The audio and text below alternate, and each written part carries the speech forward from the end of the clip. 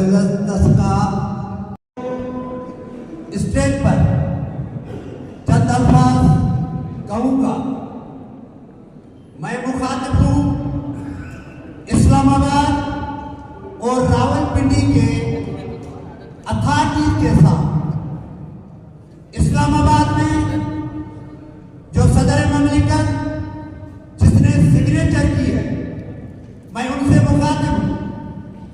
और रावलपिंडी में जनरल आसिम मुनीर से मुखातिब हूं, जो आर्मी का चीफ है।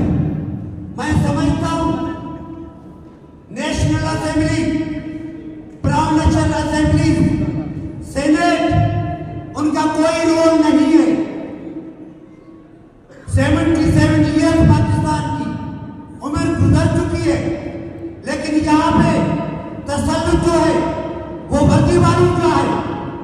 ये जो दहशतगर्दी है उसके पीछे वर्दी है।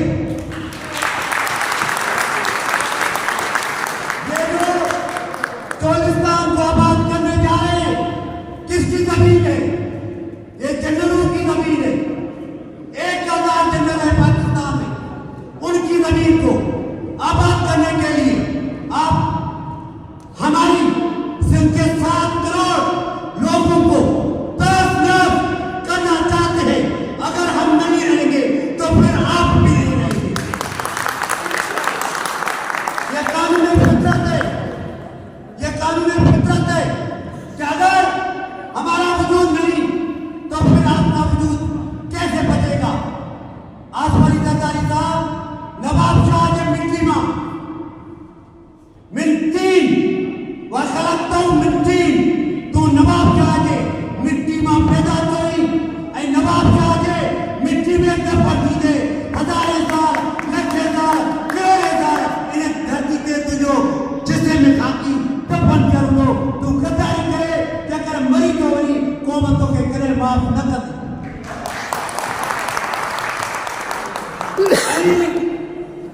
जनरल आसिम मुनीर, तुम जो हमारे वजूद पर ढाका डालने के लिए तैयार कर रखा है, मैं इसलिए आपको मुतनब्बह करना चाहता हूं।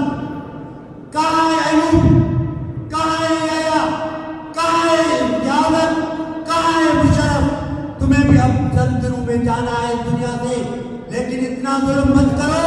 अपने 1000 जनरल की जमीनों को आबाद करने के लिए 7 करोड़ सिंधी लोगों को बर्बाद करना चाहते हो, इससे बाहर आ जाओ।